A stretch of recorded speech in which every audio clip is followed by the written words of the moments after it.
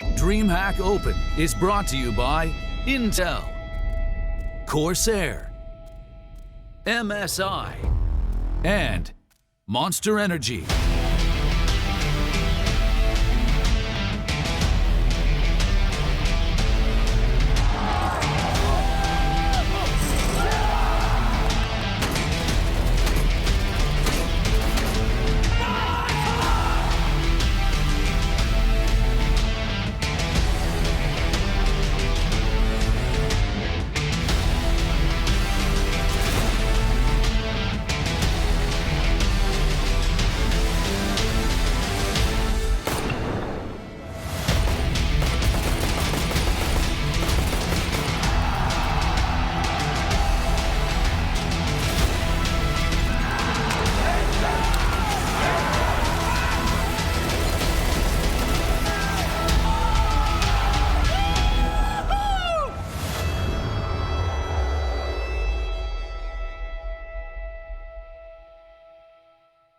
We've bid farewell to one team from Group B, but now it's time to determine the champion. A spot at the playoffs is on the line as two titans collide. It's G2 versus Astralis in our second series of the day. Of course, joining myself first is up here on the desk, the beautiful faces of Maniac and Maui. Maui, pleasure to have you back up on this desk. I know it's quite an early start for you over in Hawaii, but you're excited to be delving into some Counter-Strike.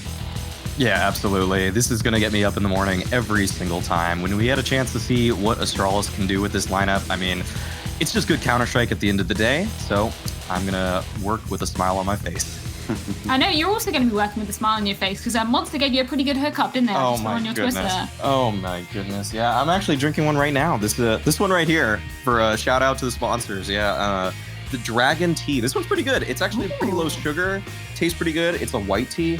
And I don't know if you guys ever have white teas, but I enjoy them. So I've never had one. Maybe we should have like a Maui review segment where he reviews a different monster every desk segment. I would definitely like that. That's content. Maniac, but we've had a bit of a treat, haven't we, Maniac? This morning, unfortunately, we did have to bid farewell to Endpoint in that Group B. But Heroic, man, they're going from strength to strength, and they're looking like a contender here.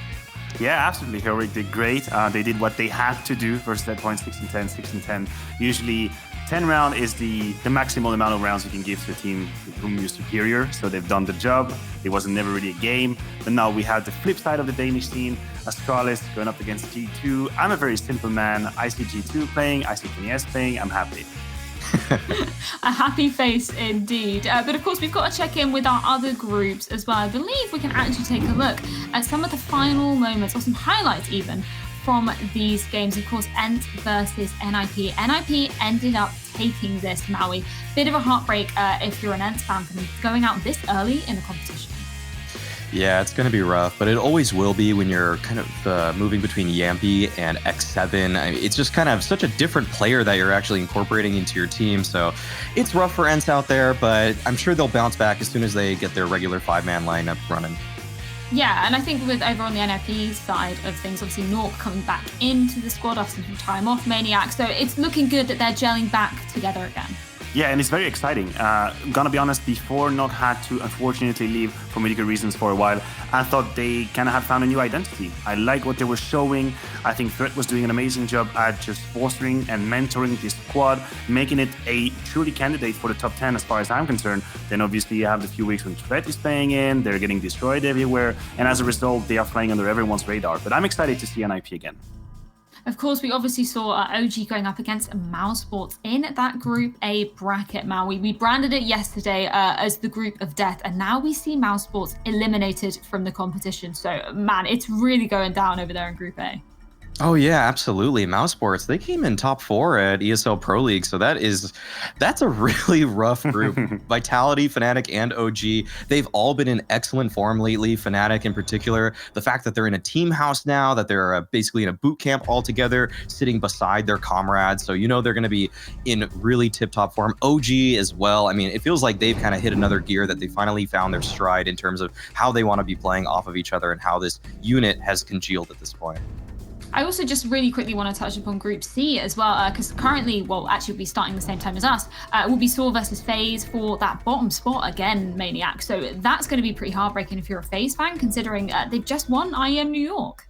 Listen, if you're a FaZe fan, somehow, somewhere you should send in your medical bills, because obviously your heart's going to have issues left and right. Some day they're amazing, some days they're terrible. You never know what to expect of them. So I'm going to choose to hope that FaZe are going to bounce back and they'll make their way to the playoff.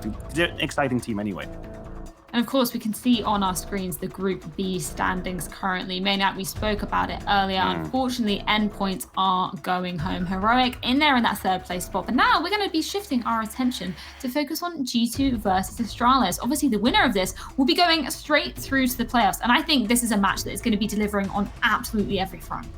I mean, there's about a million reasons to be excited about this game, right? You can think about Astralis, you can think of the FaZe they've shown versus Heroic, the fact that Glaive is back in it, and you can see every game, map after map, he's feeding it again. And I'm just going to take a minute for the viewers to realize Glaive is surely one of the best IGL in the world, in the history of Counter-Strike, but he's also a human being. When he takes a break and he comes back to the top level of Counter-Strike, he needs a few games to get warmed up. And we've seen some approximations, we've seen some missed shots left and right, because he's still slowly getting back into it. You ever stop going to the gym for 6 months, then you go back, you can't lift anything. That's the same for Glaive. He needs to get back into the rhythm, and I'm excited to see where they're going to go, because already now they're dangerous.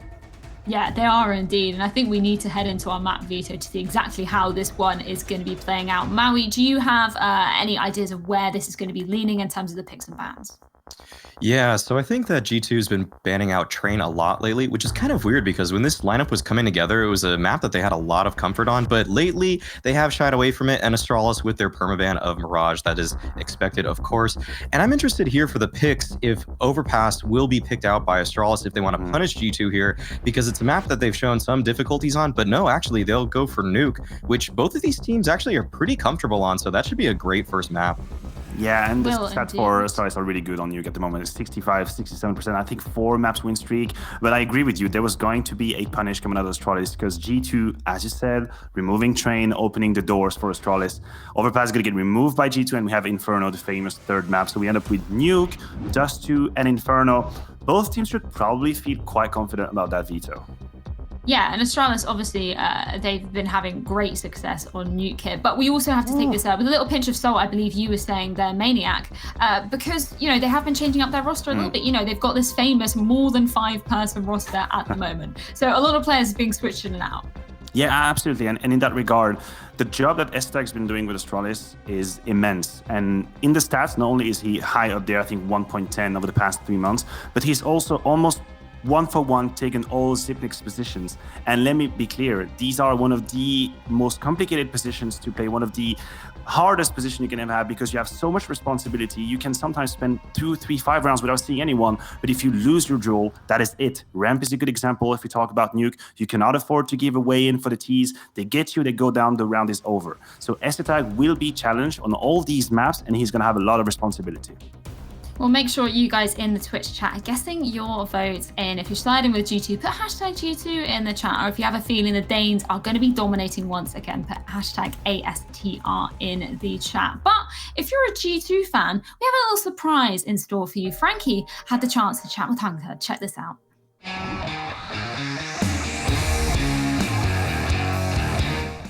Hunter, you could be going up against Heroic and Astralis. They're 2 teams ranked at the top of the world. They're feeling very confident. They're feeling themselves. But how are G2 feeling going into this potential matchup? Yeah, they're both great teams. Heroic is doing really good lately, as well as Astralis after Glaive came back in the team. Like, they're playing really good, so like whatever team we will win and play against us will be really tough tomorrow.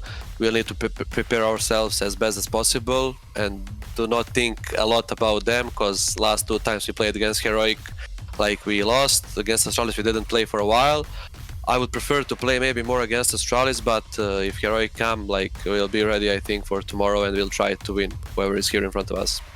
Thank you so much for talking to me, Hunter. Thank you too. See you. Fantastic to get to hear from Hunter ahead of this matchup. And I know that we were speaking about it a little bit before, gentlemen, but there's a bit of a story going on with G2 at the moment. Obviously, we saw them making the top 1 HLTV World rankings in June, but their form, it seems to have slipped up a little bit, Maui. Obviously, we saw them at EPL placing 11th to 12th. So from your perspective, what kind of issues have you seen within the G2 squad?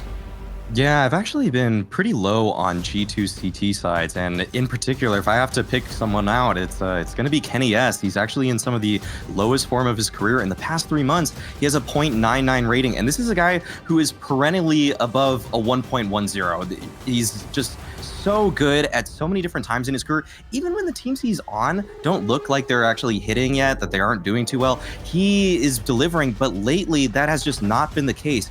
Thankfully for him in G2, he did have an excellent showing, a debut here at DreamHack Open Fall, that he actually looked really good against Endpoint. So hopefully he brings that type of form today against Astralis, because G2, they're going to absolutely need it.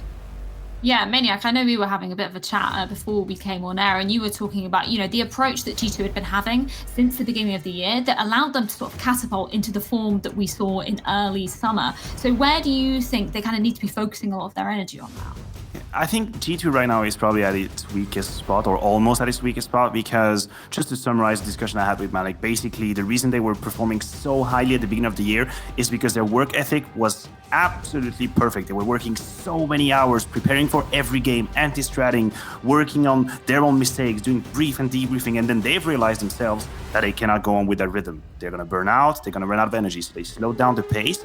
They played less, but they played better. But suddenly what happens, sometimes you lose a few games here and there, and then your confidence goes down and you have that vicious cycle starting. So they are right now trying to figure out how can we manage our energy a little bit, and how can we be good at the same time. They've won the sprint at the beginning of the year. Now they're trying to understand how to do the marathon. And I think it's an interesting process in general for a team. Yeah, and I think that's a really nice point you touched upon about getting that confidence back, because we know Kenny S and confidence, that goes hand in hand. He's one of the most emotional players you can really see in Counter-Strike. And I do want to touch on another player that we actually saw having a really good game yesterday. We heard from him with Frankie, but Hunter, Maniac, he was looking really, really solid versus Endpoint. Yeah, I don't know if you should start me on Hunter. I mean, we have a limited amount of time, and I'm going to rant for 2 hours about him. I just going to put it out there. I think he's going to be in the top 10 in the world. If it's not this year, it's going to be the next year. He's a complete player. His game sense is pristine. From talking with G2, I know that he's also an exemplary teammate, always helping out left and right, trying to point out mistakes with his team and how can they do better. He's very invested in the team, in how they do it, how they work together. So overall, he is just a pure diamond for a team. And on the server, he's a machine. He's dangerous at every turn. Well, Maniac, we love hearing you talk about CS, but we've actually got Frankie to give us a little bit more info here. She had a chance to chat with Zonic ahead of this match. I've grabbed Zonic for a really quick chat because I want to talk about your Train T side. It seemed like you had a bit of trouble against Heroic, and of course in that final during EPL against Na'Vi as well. So talk to me about what's going on the map at the moment. I'm not too sure actually. We did quite well in practice, and our train before those 2 games, at least on the T side, has been doing really well. I think that yesterday we were kind of overconfident after the win on Vertigo against Heroic, and then we just played like we had momentum, but didn't really have it. We took too many duels, we didn't go together, and yeah, Heroic was just playing well. Same thing happened a little bit against Na'Vi, where we were leading, I think it was 13-2 or 12-3, and then we just had so much confidence. But I think that we have to zone out after being happy about a good previous half or a first map win, and then just start over from scratch. But yeah, we'll definitely need to take a look at our T-side train, because getting 5 rounds on 2 matches is definitely not enough, despite being a CT map. Thanks for talking to me, Zonic. Thank you. Great to hear some words from the coach Zonic there. After that absolute marathon of a game yesterday, Maui, we saw them taking on Heroic. I don't think any of us could predicted how much of a battleground that would be. 4 overtimes in the first map of Vertigo, no less. It was an absolute marathon. Oh yeah, that was so entertaining. For that to be on an opening group stage game for this tournament is amazing. I love this tournament. It's starting off with such a big bang. Hopefully this matchup can deliver in the same type of fashion.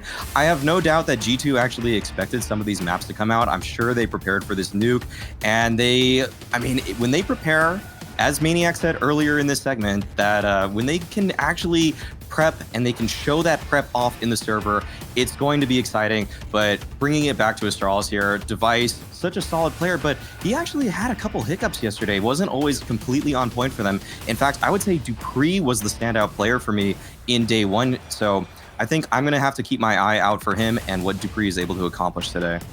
Yeah, speaking a little bit more about that heroic game yesterday, Maniac, I know we were speaking about, some of the players maybe having a few jitters here and there. Obviously, Zonic was just saying it there, they weren't as focused as maybe they should have been. So I'm interested to hear your kind of thoughts coming off, even though it is a win, I don't think anybody really expected Heroics to be pushing Astralis that hard yesterday. Definitely, and the players that I'm looking at and whose focus I'm going to put on is Magisk and Glaive. I do believe that these two players, obviously Glaive, as we said, coming back into the active roster, having to find his footing, but also I think it changes the dynamic with Magisk in the team. If you listen to the HLTV podcast with Glaive, he's also explaining how day together I finding a rhythm again on how they're going to work, how much is Glaive IGL, how much Magisk impact is putting into the team. So I can see that these two players right now, it's like, I have a weird image in mind. I see them dancing tango, but they're trying to figure out how to do it, right? It's not quite clear yet. They're doing the tango a little bit, maybe stepping on each other's toes just a little bit, but it's gonna work. It's gonna work anyway, That's just how it is, They're going into the rhythm, but it's gonna work. I know that they've proven to us many, many times over the years that they figure out these kind of issues, but now would be the right time to beat them. Now is the time where Glaive is having some issues individually. Magisk also sometimes in and out. We've seen great things from him on Inferno, but we've also seen him completely disappear in a game. So these two players, they'll be my focus. Well, next time we're on LAN, I hope we can get them to recreate that image for you. That's the problem. You Maniac. can just a little bit, you can see the rest. I would absolutely love to see that. What I also love to see is our predictions for this next best of 3. Mari, I'm going to start off with you. Who are you going to be siding for in this tricky matchup? I've got to give it to Astralis. I feel like the form that they've been in lately is still so strong. Yeah, we can hope more from Glaive and look at Magisk a little bit as well. We want to see them perform better in the server, but even if they don't, I feel like Astralis have so many weapons. Their strats are so on point, the way they break down late rounds, and Dupree has been playing at such a high level lately that I feel like they might just run away with this one. What about you, Maniac? Yeah, Astralis. Yeah, I know. Astralis. I wanted to say G2, and I was thinking about how I could justify it, but I cannot. Not right now. What Astralis have shown to us against Heroic, and even though they've had a couple of hiccups here and there, a couple of weaknesses, still, they're looking very solid, well-rounded. The map pool is good for them as well. Individually, everyone can step up. I cannot bet against Astralis right now. Yeah, I think I'm also going to be siding with Astralis here, but I do think this is going to be one of the best matchups we have seen yet. And I also want to check in with Twitch chat as always as well. Let's see where you guys are siding for this one. 79%. So apparently Twitch chat actually agree with us. Yeah, that's Maniac. a very bad. That's pretty good. A very bad thing. No, it's really bad. It's really bad, Freya. It's the first time I agree with the Twitch chat, and I've been right all the way, so I'm very concerned right now. Well, might be a bad omen for us, but we're not going to wait any longer to get into the action. A spot at the playoffs is on the line, and both teams are hoping to continue their flawless run. It's Astralis versus G2 after this.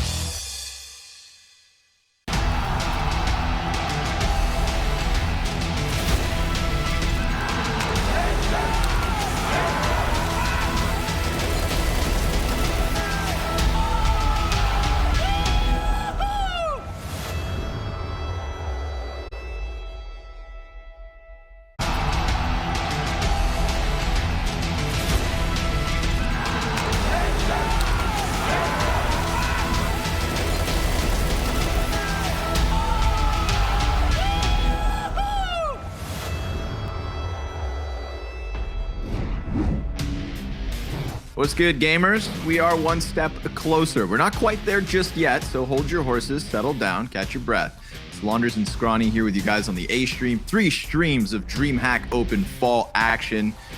RMR event too, man. Woo! The stakes are high and the competition should be even higher. G2 Esports and Astralis on the mainstream. Mohan, give me your thoughts, please. Oh man, where do we start? Okay, well, first of all, as Maniac said, like he really wants to believe in G2, but their form doesn't give you any good reasons to believe. They were on a 7-game loss streak, and then they broke it by beating Endpoint, but that's not a tier 1 team. And Astralis, they're the number 1 team.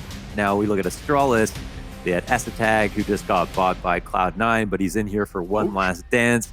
They just had him play, they just won Pro League They won Pro League, only dropping a single series the entire time, and that was versus Heroic.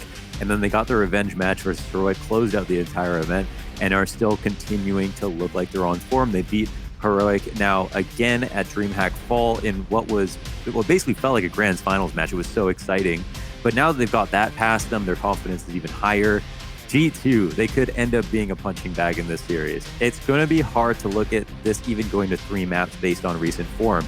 The only good thing about G2 that we can see is that this can be one of those situations where even if a team is off form, they're still a huge threat because of how good they were at one point. They know how to play versus Astralis. They also know how to be the #1 team in the world. It's just been about 4 months now since they've been in that form. Yep, spot on right there. And I think, saying that they could be a punching bag is, let's be real, inside of this group, as a whole, the punching bag was meant to be Endpoint.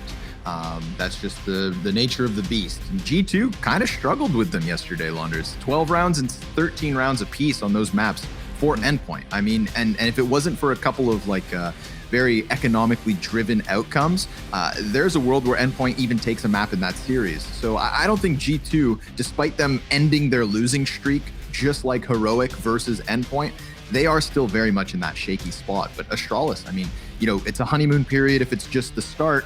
What do we call it if it's the end of something great? Because we know, as you said, Estetag is departing after this. And that, I feel like, means there's very little pressure for them to work with in this situation. And they're feeling good. They got that victory over Heroic, which has been that burden, that back and forth. And so kind of pressure's off type situation, would you say?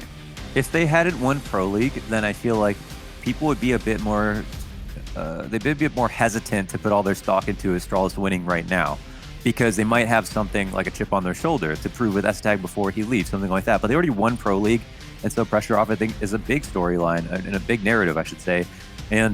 But the other thing that's really cool is that Dupree quietly kind of was their best player, I think, at the end of the day when it came to Pro League and carrying on into right now at this tournament versus Heroic. He's been fantastic. And so I think not relying on Estetag in a position where, yeah, he's going to be trying. I'm sure he's going to be trying very hard, but at the same time, he's not exactly, he doesn't have enough, I think, as much to prove as some of the other players on the roster right now. It's hard to argue Astralis have anything left to prove. If they drop this series, it would be a question mark, but people would write it off because Estetag is leaving.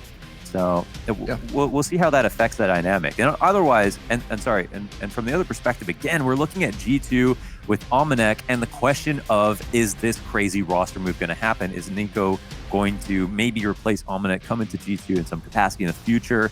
We know that this could be a very big and complicated deal, even though it is just a rumor. And if it is the case, it could be a reason why we're seeing the form slip a little bit, the motivation slip a little bit.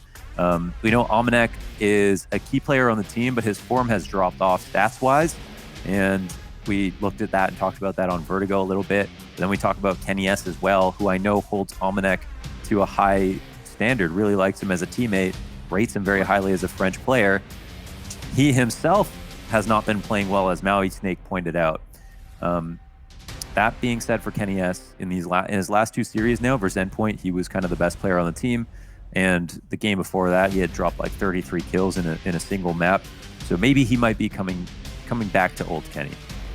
Sure. You can also, I think, argue that if the Amanek situation is where we kind of shine the spotlight, that Kenny S's form could be in question because of that, as a result of that. Sure. Again, Amanek plays that very crucial role. He's a hard player to replace. So, stats only tell you so much. And I don't think Amanek's role and success and importance within G2 is necessarily reflected in the stats, man. We still have 9 players in the server, so we're not quite hopping into it just yet. Slight internet problems for G2 fixed soon. Mohan, I saw in the lower third, our little ticker box, that we've got more Danes playing on an alternative stream. It's Sprout versus North in a winners game. That's right, Sprout, who had that upset over Nip, now facing a potential clean sweep. Because if you had North in front of you, I was talking to Dinko in the virtual green room, and he's telling me all about this Sprout momentum, man. They've barely dropped maps in like their last 15 matches. Is Sprout even a team that was kind of on your radar coming into this? I couldn't even tell you all 5 players that are on the roster, I'll be honest. I haven't actually watched them play in a long time, so They have gone completely under my radar. and I'll, until we end up casting some of their matches, I'll take a look more at this roster. But I've kind of did a lot of research on a lot of the teams at this tournament. Sprout was not one that I rated very highly, but then we look at their group, and it's just not a very dense group in terms of the rosters that need to be beaten. But Sprout amongst this group, as easy as it looks on paper, is probably the team that you would have anticipated to come in last in the group, with NIP, with North, with Ensign. But now Ents is out. We see that Ents' form is way off. It didn't look great with X7, unfortunately, coming on as this weird sub in some capacity. NIP dropped their initial map to initial best of 3 to Sprout to start things off. So yeah, a lot of questions about that, but cool to see that Sprout is coming out ahead. Yeah, I think it's this reinvigorating Polish powerhouse in Daicha and Snatchy. Three Germans and them, and I'm excited to see them. I hope that with the winners game going, let's say it goes their way, that we get a chance to cast them in the playoffs sooner rather than later, because I think that is one of the interesting storylines that's starting to bubble. It's not boiling over just yet. It's not as though they've done anything too crazy, like you said, an open group. Let's stick them into Endpoint's spot and see if they can contest with the of the Danes. It sucks for Endpoint, doesn't it? It does, man. It's such a tough group, and I think they averaged 11 or 12 rounds in both of their matches, both 2-0s, but both all 4 attempts very respectable maps. And if they were in any other group, like they're in that Sprout group, I could imagine they would get out. They actually look quite good, quite promising. Still needed some work, but this is the very hardest position they could have been in. It's a shame for Flames that he's coming into imagine they have a little bit more time to kind of really cultivate his setups, because one of the most impressive things for me, I think, was seeing the dynamic between Mighty Max and Flames. Mighty Max had a really hard job, especially versus G2 in their opening game. He was honestly getting bullied at points, like 10 rounds deep, maybe sitting on 1 kill, I think, in the opening map of Inferno. But again, stats don't tell you the whole story. He was doing a great job of setting up FlameZ. And it's like, if that's what's going to pull Mighty Max back into a star role, if his entering is gonna be more confident and more capable because he has that second man in right behind him in this very promising talent of FlameZ, then I think there is something for Endpoint. For those of you guys who weren't here when Endpoint was playing earlier, we talked about the experience that's within that core, Surreal and Crucial, and the amount of times that they've kind of been around different continents and competing. It's been years since Surreal was on Complexity in NA, and yet he's still there. It's like, will this be the final step? Will they be able to set up? Had they had more time before the actual event, having come out of the qualifier, then I think there's a world where they could have wounded G2 with either a map win. As I said, 16-12, 16-13. This isn't versus anybody else but G2 of all teams. So toe-to-toe, when the team stepped up, because yesterday it was an entire team performance from Endpoint, unlike this morning. That was something to keep an eye on. So it is a bit of a shame that we lose the Endpoint, because there was a point to talk about with them. And I think that maybe Sprout will carry that flame moving forward. Mm-hmm. But Mohan, I think we've said what we have to say. Are you at peace with the idea of taking a short break as these I've got one more crackpot issues theory are fixed before we go. Let's crack the pot. Okay, so we've got G2 playing Astralis right now in this best of 3 series. The first map is Nuke, but the pick of G2 is Dust 2. Okay, they don't even play Dust 2 anymore. So this is my theory, that if G2 are going to win a match like this, where they've dropped, 10 spots in form since June, and they've got to go up against their hardest competition in peak form right now with Tag, they've got to change it up, right? Now we look back at when they were number 1. They were always losing Dust 2. Funnily enough, they were playing series, taking Dust 2, losing Dust 2, winning the series. That was the G2 formula. So now, even though in their recent form, they I think are 0-3 on Dust 2 in their last 3 matches and never played. Now that they're bringing back in Dust 2 as their first pick, despite losing it, maybe that's what they need to win the series. Maybe that's what they need to get back to June. They need to see Dust 2 in a series to be able to be the number 1 team in the world. That's my crackpot theory for G2. Crackpot theory with Mohan Launders Govindasamy. Listen, guys, we appreciate your patience. We've almost got this issue fixed, but we are going to throw it to a little technical break, and then we will be back to bring you the action. One of these 2 teams, G2 Esports and Astralis, booking that ticket to the playoffs. It's happening soon enough. Don't you dare go too far.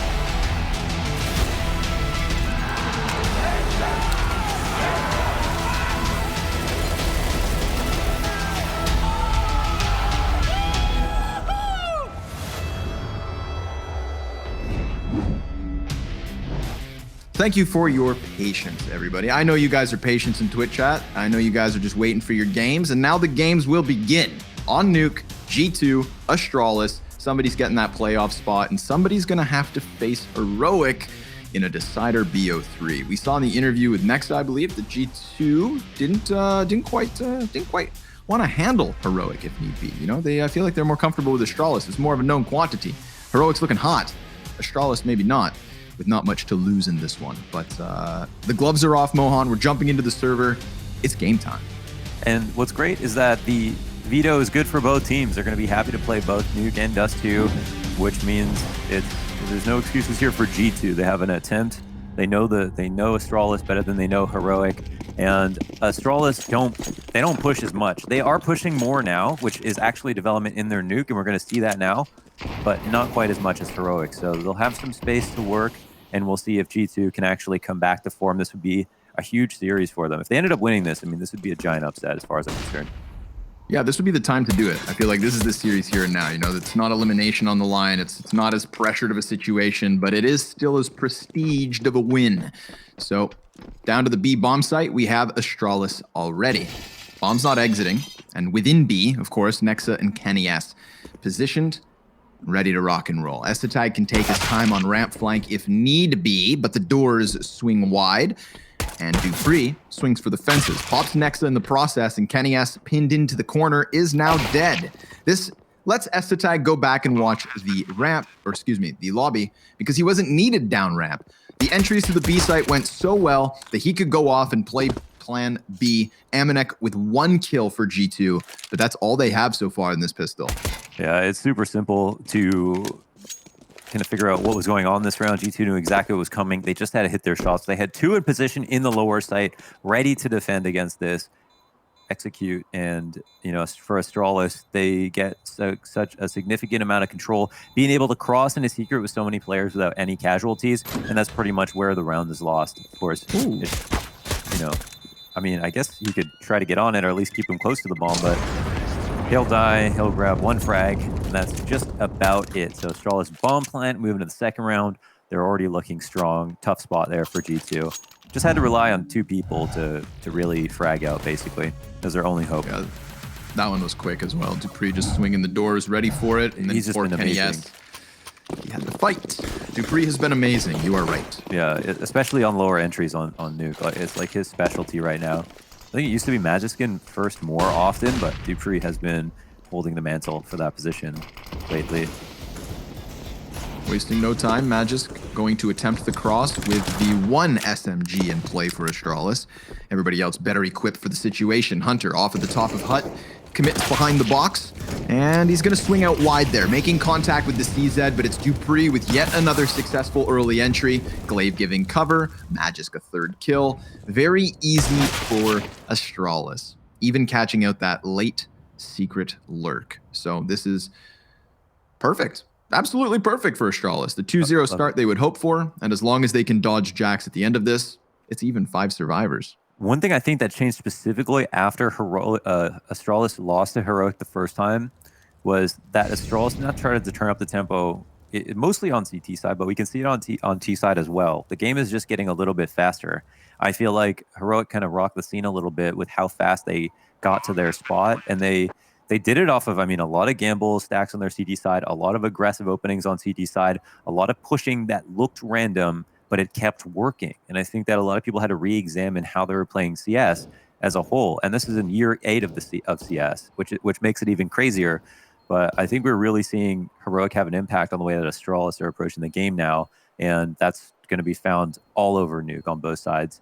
And it's cool. And it makes the game even more exciting, which is sweet. Because these games have gotten longer over the years. We talked about it recently. Overtimes, economy changes, timeouts every map. So if a lot of the rounds end up going a little bit more quickly, that's a nice organic way to shorten the total match length. Keep it super exciting. You're on point. The fragility of economy, the importance of saving as a CT, you're dead on, man. So yeah, it does change up the pace, changes up the tempo. I love riding the waves of the meta. You know, it's pleasant out here. Yeah, I think it's really it's amazing for CS that like you can that the game doesn't just slow down to people playing more and more slowly to win, and instead it's like I'm rocking back the other way. Speaking of quick, man. Yeah, speaking of quick. Already down vent is Magisk, but obviously just versus the pistols here, Astralis not playing with any fear in the back of their minds. Device will allow for them to take Secret. This could compromise the one man downstairs in Magisk, but so what if he is compromised? He is all alone without the bomb. So, I mean, just serving up as a perfect distraction. Look at this, like moths to a flame. Imagine a big old pack of moths like that. Yeah, Magisk even able to exit. So not only does he get down B, draws all the CTs to him like a magnet, but then he even had a chance to exit. However, risking only the Mac 10, he goes back in for some cash and he is caught off guard. Dupree here to start trading frags, but not just trading frags, bringing bomb.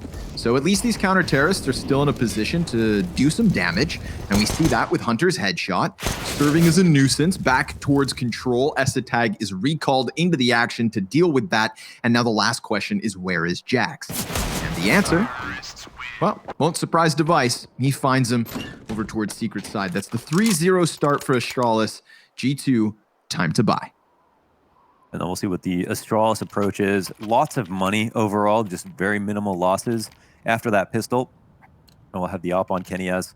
Kenny S is a man to watch for just his form right now.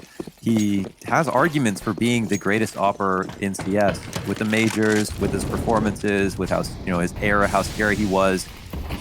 Even though that time has slightly passed, if he ever got G2 back to form, if he ever won one more major, it would be almost inarguable, honestly, just for an individual to talk about, how good Kenny S is to combine results with individual form.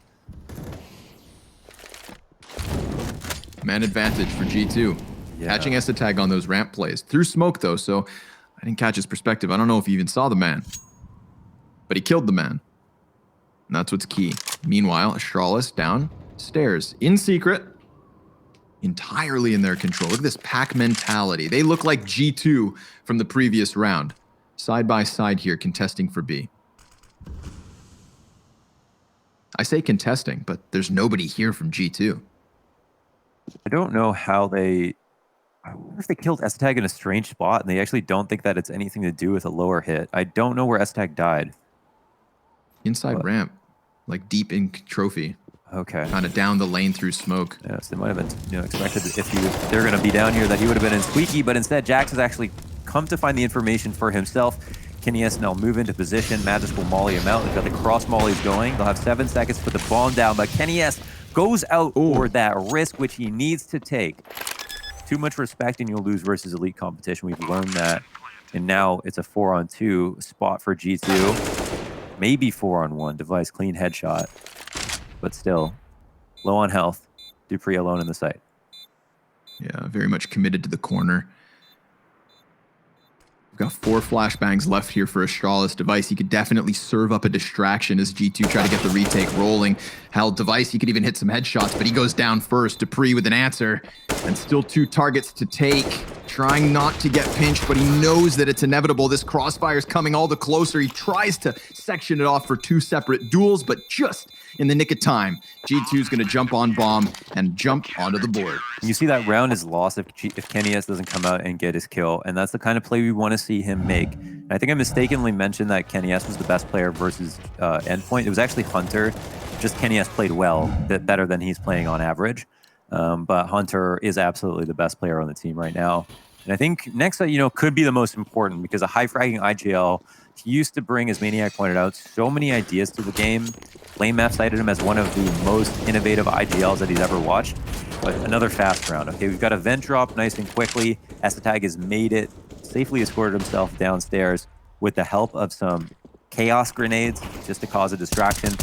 And Hunter probably a little bit upset at the prospect that he did get down, but they can't be sure of it yet. Yeah, I feel like even with last round kind of showing us the hesitance of rotating downwards, that one man in the vent's not the biggest deal. Nexa will be on the back of the site. They have Astralis out for a yard.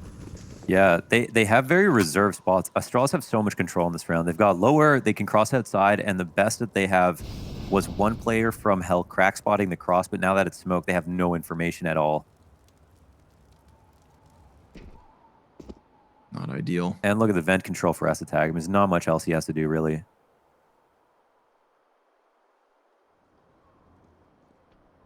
Last time Nexa was in this position, it was playing into the pistol round when Dupree swung those doors wide and just blew him into tomorrow. Could very well happen yet again. No indicator here from Astralis as they blanket the map in silence. Look at Jax. Jax sees nothing either. He's literally really no fallen. information. They're hoping it's some kind of heaven wrap, but they don't even realize. It's all about Nexa now. Good luck.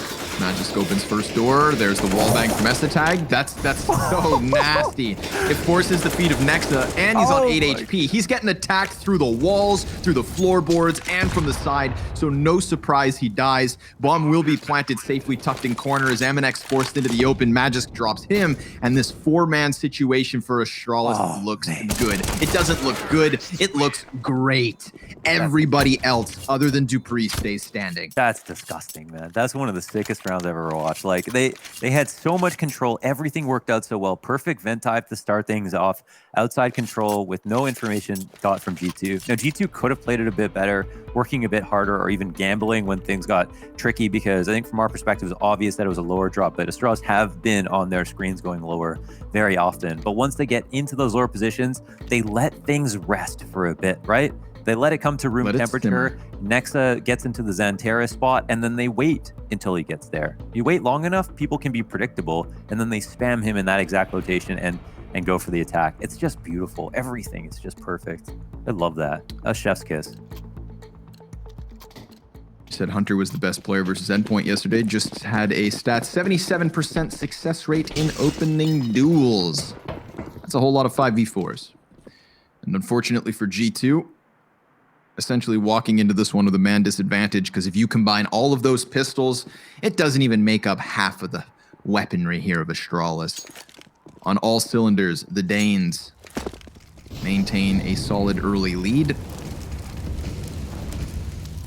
Bomb will be left back outside of lobby. No stress coming out of Astralis. No rush. Ooh, Jax getting curious, however. Killed by Esatag. Now, Esatag was spammed through smoke by Jax once. Esatag was caught dropping down into vent as well, so they've moved that piece around. This time he plays excessively patient, and it pays off with the opening kill. The worst thing they could do, pretty much is rush it. They've actually from a conditioning perspective, they've gone quickly so many times on these, even on the anti-ecos. G2 are probably cowering in their boots. Sitting back. Oh, man. Another jumbled up in the hut in front of a fire. But it's not a comfy campfire. Okay, it's a scary attacky fire that they want to stay near, but they don't want to. It's a scary burn fire. Burn the caveman fire. Taking their time, delicately walking into this A-bomb site, watching all of the corners. Look at this, man. Esatag, he catches Jax on the push. Dupree finding Kenny S inside of the CT spawn. Then they finally have to make like the most aggressive moment of the round, which is just walking into the A site, which is clear. And they predict those final 2 CTs, catching them both in transition. I mean, Astralis just steps ahead, leaps and bounds ahead in that their anti-eco. Can they do it again with the guns? Round 7 is hot and heavy. Yeah, it's a new episode. Of course, the reset, right? Everyone back to 100 HP with the nades they need. They can kind of try again. Try not to let themselves down by being too passive. If it does come to a situation where they're low on information, maybe they gamble this time.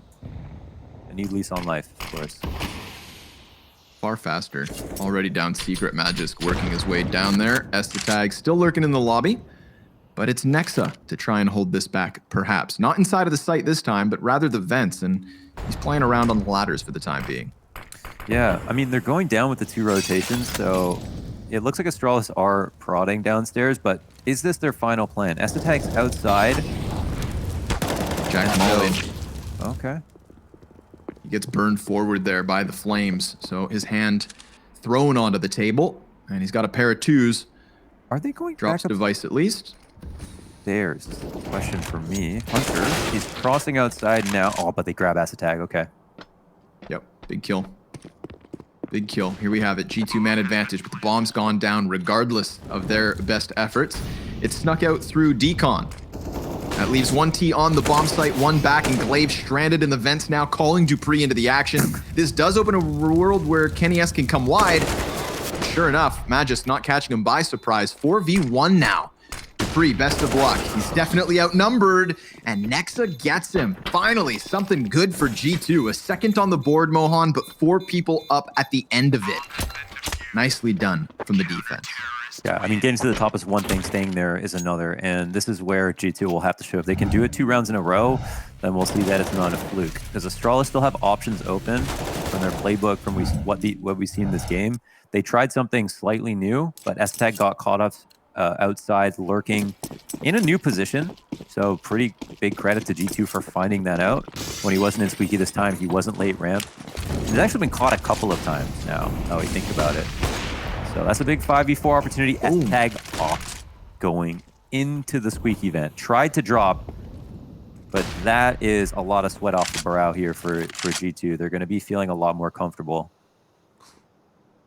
Ooh, but should they? Jax, he just gave up that ramp room as we had dupreeh round the corner. Kenny S, nice reposition. Device was hunting for him, but Kenny S takes to the top of Little Blue Box. The off angle unfolds properly here for G2. A little bit of contest going down towards ramp. Kenny comes back in for second servings as he has lost a teammate, and both of Astralis' remaining members are here, but Kenny S dropping the bomb, his 3rd frag in the round, and there's the nail in the coffin from Nexa. 3 rounds for G2, 3 kills for Kenny. That's what you'd love to see from Kenny S. He's trusting himself. He's going for the risk where he knows he can actually be rewarded. He's right place, right time. He's trusting his smoke shots. We've seen this highlight reel, 3 absolutely different locations. Lots of variety here for Kenny S. This is the kind of opping we need to see from him. What we're used to, where G2 will produce their best results.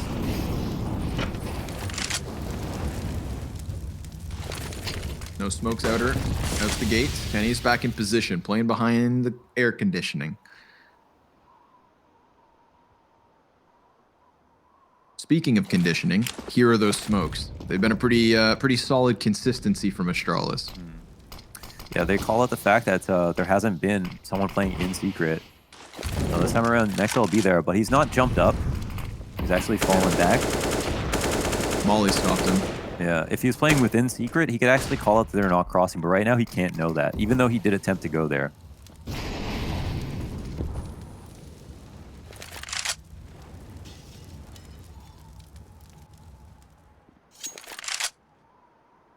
Okay, so we can see the upper hit is coming, and we've got a player watching their heaven ramp, but Kenny S gets that critical frag.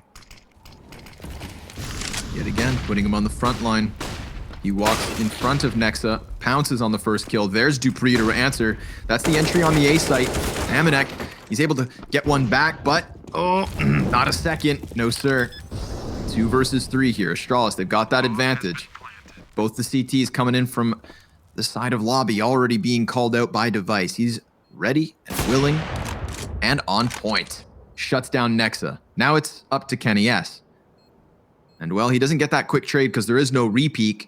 dupreeh taking responsibility of lobby means this is a 6th for Astralis. Mohan, they've broken through. G2 were doing good, but Astralis find footing on the A side. Yeah, I mean, they do something even more different now. It's a great round from Kenny S to get that kill, to go out again, not be a slave to the control that Astralis have, right? They fight for informational win rounds with players this good. Now, the rotations were not bad for G2. They had kind of a similar setup downstairs, but they had enough firepower upstairs to put together a decent hold, and Jax was slowly coming up the ladder when they squeezed out. Astralis just reacted instantly, as almost they were going to think about executing upstairs anyway, but as soon as they lost Magisk, that was the catalyst. So they went for it. dupreeh gets that important first entry, of course. That can mean the world, and it ends up being a round 1. I don't think it's a badly played round from either side, though. Just more of that is what I hope to get from the series. Magisk seriously cranking up the tempo, already down vent. That's going to put Nexa in a compromised position. He's walking inwards, and just as he checks the vent, Magisk able to hit him from the side. Big kill for Astralis downstairs. Starts to put the rotations in whack. Kenny S could bring it back had he got aggressive, but instead he repositions further. Magisk, he almost finds the head versus Jax, but this position is important. You do not want to concede control of the B site back once you've taken it. That's the hard part. Get your paws on it. Right now, Magisk, his grip could be slipping, but Esatag denying Amanek that lurk. Jack's back in control room, but Astralis, they've really primed themselves to still end up yet again on the A site. God, look at this game from Kenny S and Device working on gaps of information. Device is crossed into lower, but Jax gets his kill, finally. However, Device, he wasn't spotted going lower, and he has not unscoped yet. He walks into Hut. That's going to cost him. Hunter playing up close and personal. Now suddenly we're back into the even keel. Even the HP of Esatag kind of cancels out that of Jax, but the flash nearly interrupting Device. Kenny S cheats through the smoke, and Hunter's going to help out with that control of lobby. But, Device with a no-scope through the side of the smoke, all of a sudden puts this round back in question. Bomb sprinting downstairs. Jax is at B, but can't quite stop it because the smoke is on point and the bomb is on the floorboards. Device is the only player of 4 who has any substantial health left over. And how do G2 get back into this retake? If Jax can come out from the window, then maybe he sees the barrel of Device, but Esatag denies exactly that. And now Kenny, he knows he's too valuable with this op to really take the risk. A 7th round for Astralis on this T side. Damn, man. This is one of those rounds where I'm really not jealous of what pro players have to go through. That was such a difficult round to read. They let Magisk get down the vent. Nexa got killed right away. And credit to G2, they almost brought that back. They almost did. But then Esatag makes that emergency rotate down lower. Device was able to cross outside on Kenny S's watch without being spotted. You know, a mix of fortunate stuff, a mix of good individual decision making, and most of all, I think it's more of the T's prerogative to cause chaos and not be sure exactly what has come of it, as opposed to the CT side that need to maintain as much control and cohesion to know where all the T's are. The T's are happy to be lurking in 5 different spots on the map, but not the CT. Sure. I mean, we caught Device's reaction to his own disgusting no-scope. I mean, you know, you throw that into one of those wild mid-round 20 seconds left type moments. It's no shock that G2 are kind of caught off guard by it all. And that third player could have made the difference. So you take what you can get. A little bit of Danish magic. But it's not over. Kenny S still equipped well for the situation. We've seen him floating with different positions. We've seen him almost omnipresent across the map. This time he's further back inside of CT spawn. Smoke grenades are going to screw over his vision. So he has to let players start toying with the cross. This could draw attention from Hunter, either dropping down vents to play secret or even maybe inside of Mini. But there's so much attention from G2 actually being thrown towards those vents. All those pistol players clumped up on it. Yeah. They've 4 members down there. They've anti-ecoed upstairs quite often.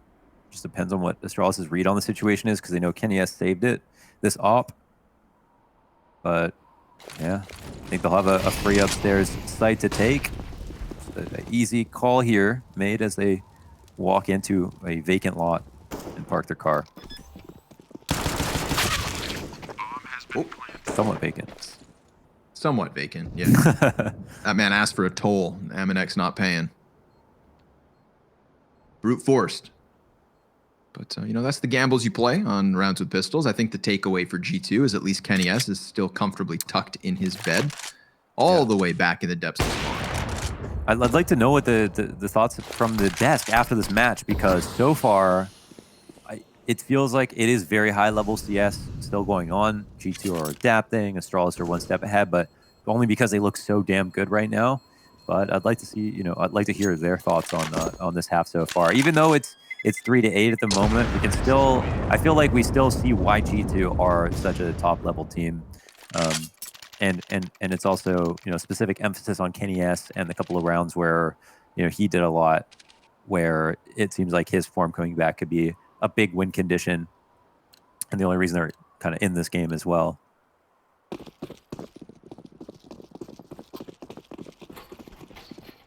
At least he's no longer the only person equipped. Back in with the buys. G2, it's time, okay? If you're going to put up a defensive half, you got to stop Astralis shy of the double digits.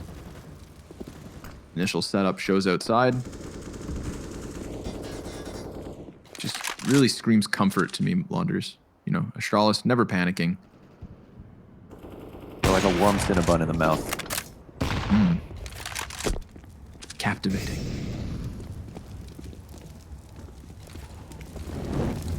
Indulgence. Okay. They're not paying you, man. Okay. Don't say it so decadently. All right, they're crossing fast outside. Cover. But this time it's a heaven wrap for the first time ever.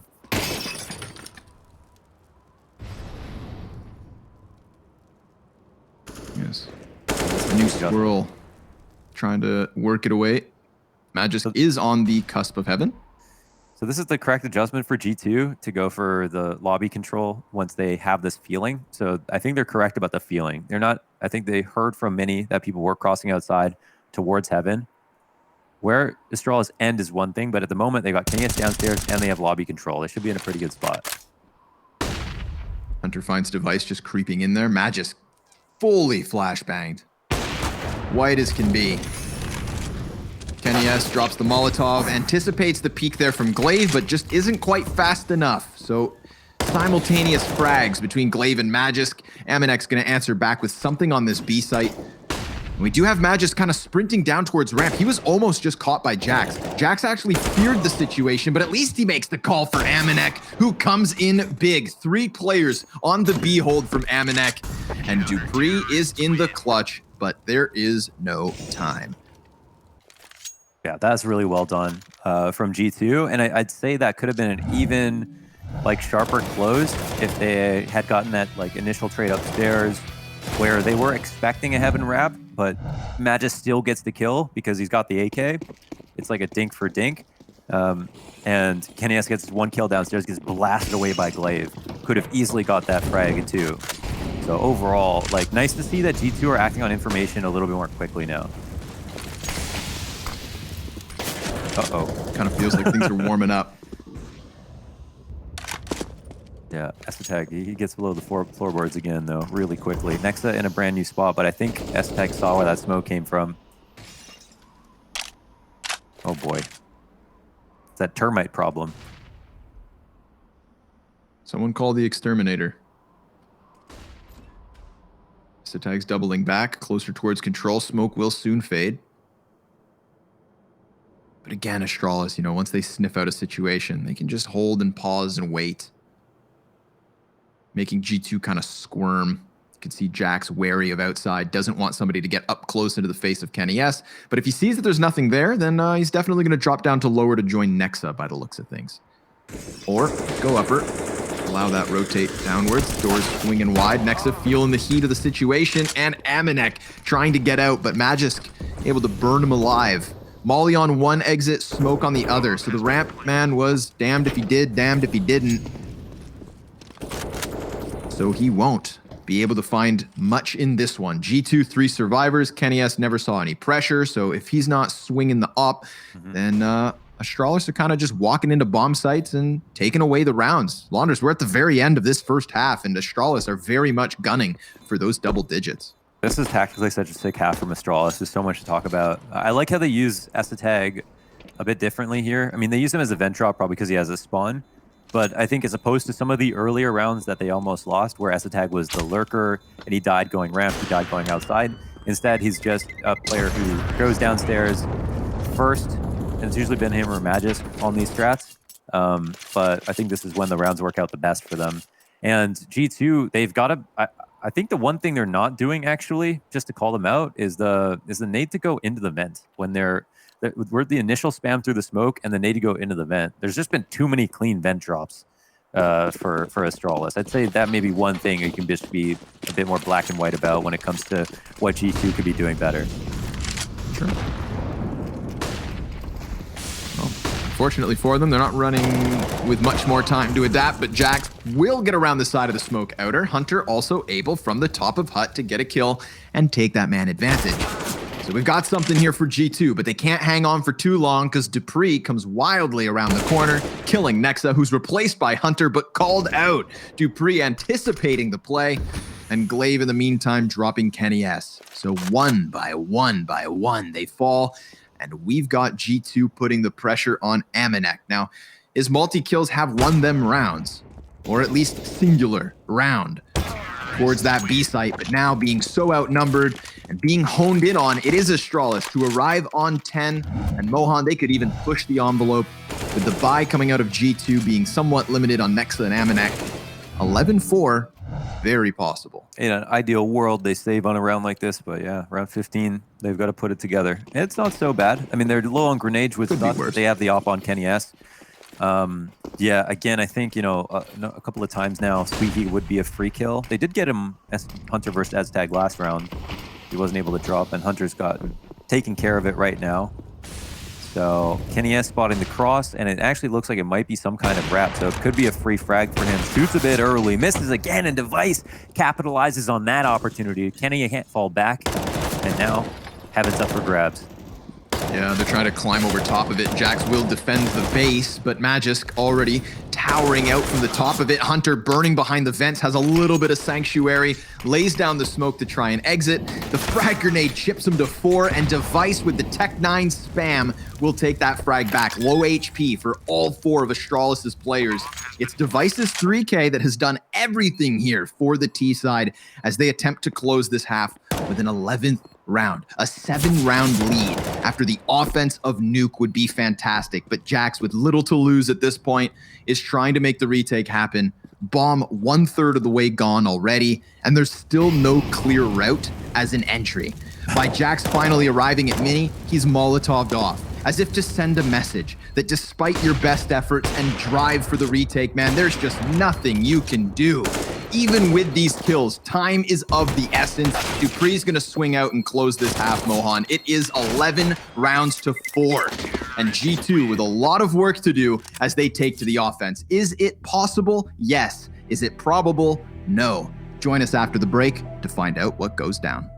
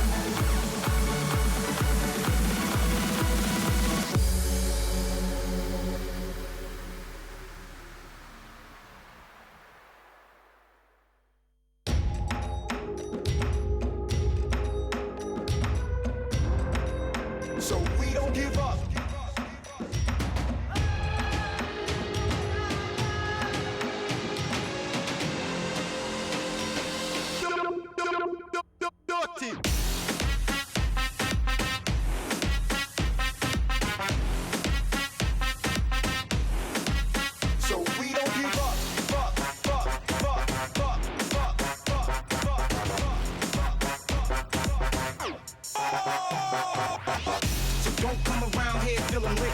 Like a record on rotation, I'll leave you hit. Can't incriminate myself, so let me plead the fifth. I ain't saying one word like I ain't got a lip. Passport stamped up, it looks like to travel. I wanna see more in the world than Big Apple. Sad song, funeral nights and street chapel. So we don't give up.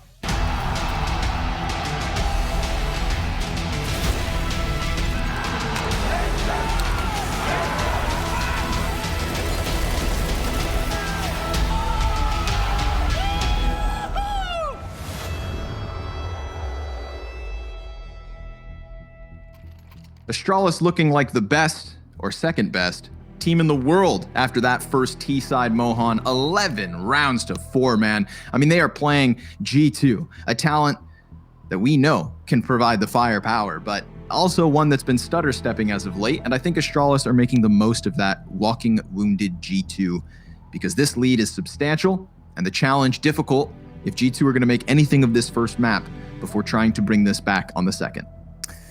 After a little bit of reflection, looking back at the first half, I could see that, it was such a pain point for G2 to stop the vent drop. And if they had done that, they wouldn't have been constantly with their tiny pail trying to bail water off of their ship after the hole had been, broken. They needed to stop that. They needed hemorrhage of bleeding right there, and they couldn't figure that out. And that's when things just got way too complicated. Has to tag Magisk down lower. And we could talk about how they could deal with the problem from that point, but that's a way harder problem to deal with than being able to get the spam smoke or spam the smoke and kill them when they're coming out, or drop the nades into lower, or play in the vent at the beginning of the round when so many people, or so many rounds in a row, Astralis kept going down there. But now we're into the second half. Astralis have benefited from that gap in the defense. G2 have taken a nade to the face on their outside default, and Astralis, 5 rounds away from closing out map 1. Pistol would almost seal the deal. We'll see. Got Glaive popping. Ooh, Noggins. Takes the headshot. Later, Kenny S. Man didn't even get a chance to cross, damn it. Hunter, what you doing up here? Waiting for Dupree. So it seems, and it worked out well. Device back towards ramp, getting challenged from his own damn spawn, and they jump across his crosshair, making things real awkward for the Danish star. G2, man advantage as they work their way closer towards that B site, but they kind of stagnate ever so slightly, and this does open a world where Magisk could find the player on ramp, but he creeps into Nexa. Had he peered downwards, Amanek could have been the possibility, but off of Nexa's kill, he's going to recall bomb, calling the action instead into the A site, which is secured by Hunter on vents. Really good mid-round rotations here from G2. Awesome pistol, and a 5th round of the board. And we can see, they're not... Yeah, I mean, they can be a slave to rotations as well if the T's play it well. And G2 are showing us how.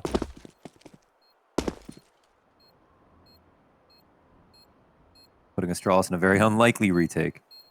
Right, yeah, especially with the time. I mean, by the time he walks up into heaven, the bomb's halfway gone. There's no kit on the play either, so it's just going to be this last desperate sprint in, and G2 on high alert know exactly when it's coming because they didn't have any time to spare. So 3 guys up for the end in G2, but awesome. Taking over Hell, challenging ramp, over flustering that rotate back from Astralis, and then boom, finding the A site wide open.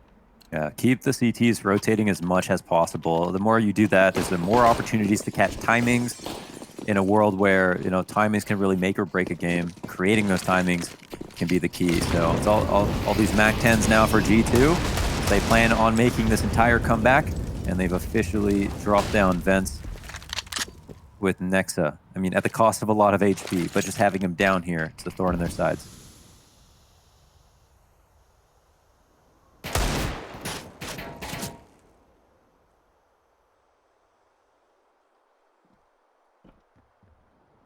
Oof. Did Glaive hear something? It looks... Oh, no, he doesn't know. But they're going to clear this out, and then he's going to spin around, right? Because they know he was down here.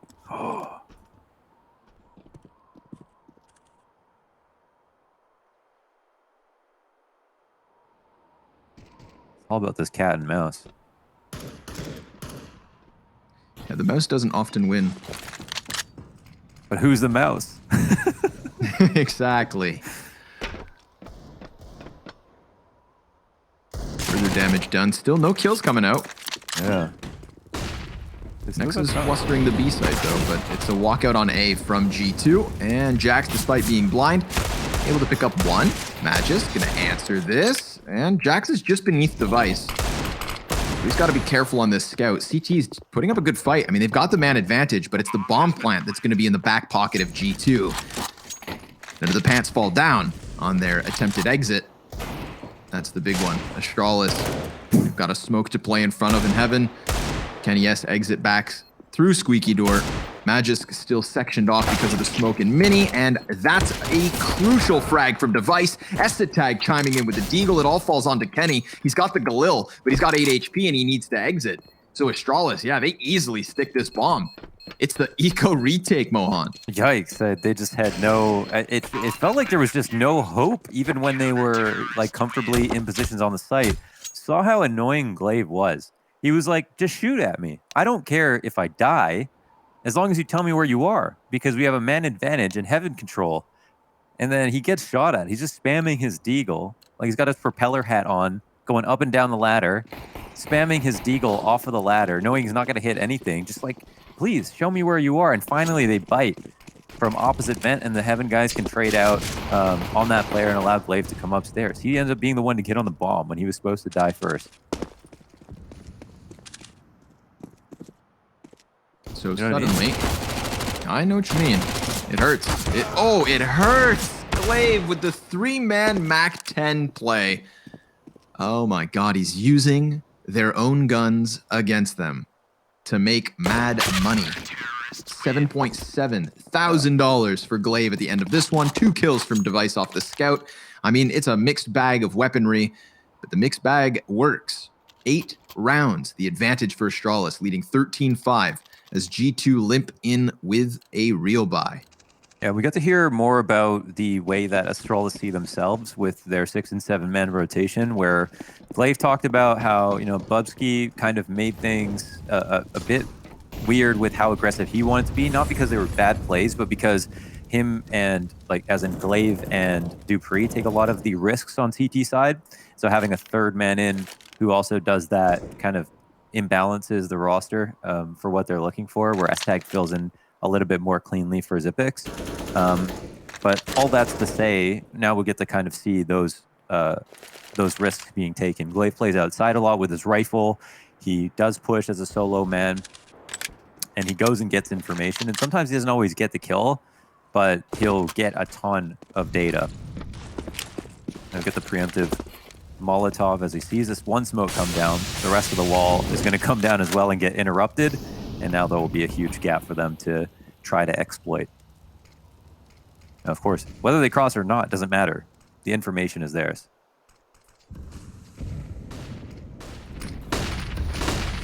Still, 45 seconds, no real commitment being made till now. Amanek is able to cross under the cover of a single smoke, so Jax is going to take damage as he gets over. That opens up Hunter, however, to find the first frag. There's the second back from Nexa 2, so it's going well until they find Dupree.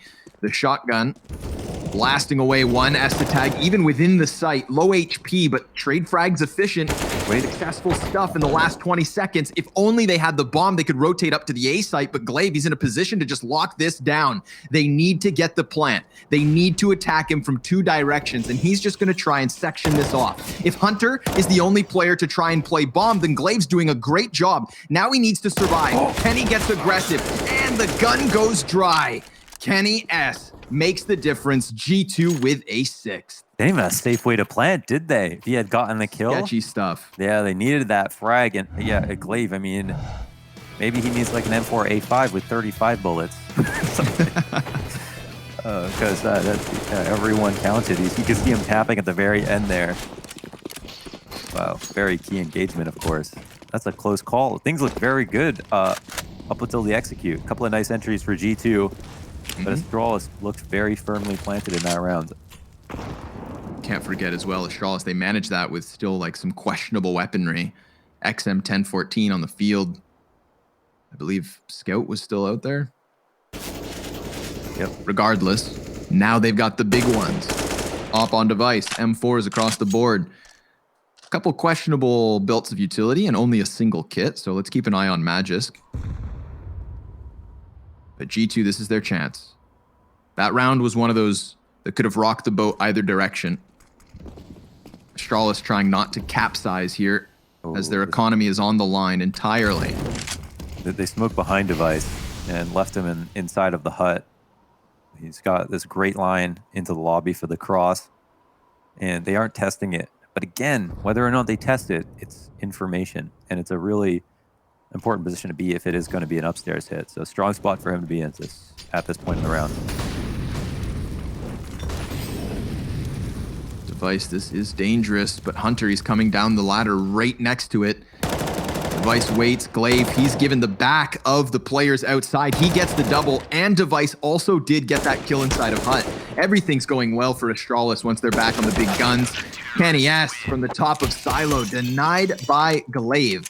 A 3K for Astralis's champion in-game leader, just tucked back inside of the garage. Mohan, he let them walk into him.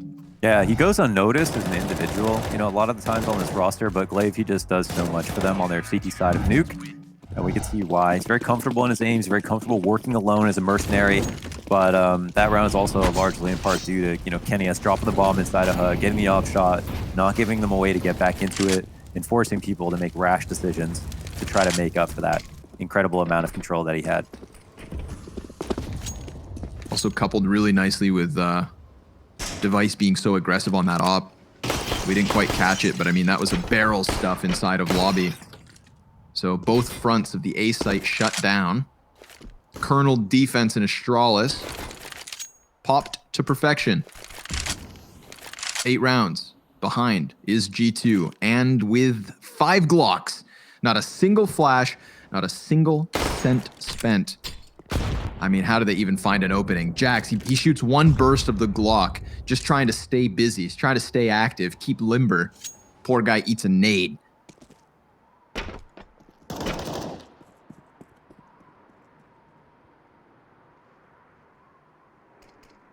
Well, it's good to see they're trying. They haven't given up. Listen, they lost the second round in the second half. Okay, they won the pistol. That was where it was supposed to begin. Then they dropped 2 rounds. Yeah. But you can see that because now they're trying so hard on this Glock save that they were trying the whole time. That's great. And that gets around the corner, but it's a crossfire from hell. Magisk able to replace Glaive as he does get swarmed, but I mean, Device just USP taps. No Kevlar, no chance. Astralis, they secure that 15th round. They've got 9 map points here on Nuke, picked by Astralis for a reason. And here comes the T timeout. We had the unorthodox mid-round pause to collect thoughts, and now they're going to cement those ideas before coming into this one and hoping something sticks. Only one player has more kills than the bottom fragger of Astralis. But for the most part, there's no hard carry this game. We had a good round from Kenny S in that first half, but ultimately it was 1 round and then 1 good pick after that. They've just been pretty much tossed around, and that is getting amplified here in the second half. They'll have 1 more go of it potentially with a litany of different weapons, 2 AKs, Deagle, Galil, MP7, and we'll see what kind of Jimmy rigged execute they can come out with to potentially leverage around and maybe a bit more economic freedom in another round. But for the meantime, Astralis, they won't even need to call much. They're just going to keep doing what they're doing, let the Vice work, and see if the opening kills just land in their lap. Yeah, if there's anything close to a carry, it's got to be Device, man. 22-9. Able to open up versus Nexa as well. So, I mean, while G2 are going back to what they did last round and just hanging out around lobby, this is a very proactive Astralis. I think they can smell the victory. They hunted it inside of lobby, but losing to Pre could just cool them off for the moment. MNX swapping weapons here with Hunter. The angles are so OP, honestly, for the op to walk into the lobby. You can kind of clean them out. There's not a lot of hope unless you have the perfect crosshair placement as the rifler holding on. But you're so likely to die sitting and waiting. Glave's waiting for that MP7 to round red box. It's a matter of timing, though. He's going to start making a move. It looks like this A site needs a little bit of help. Device calling for some action, and Amanek, he's going to find the better of it.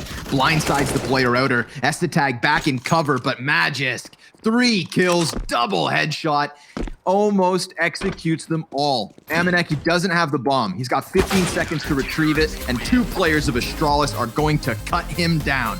A 16-6 victory here on Nuke. Some would call it easy.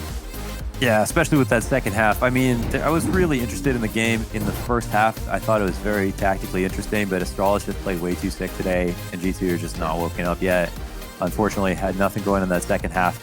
And even in the first half, I think I was looking at them with more rose-colored glasses than anything. They had some issues they couldn't solve, and I'd like to see Astralis play a more on-form team right now. Hopefully, the second map delivers in that regard.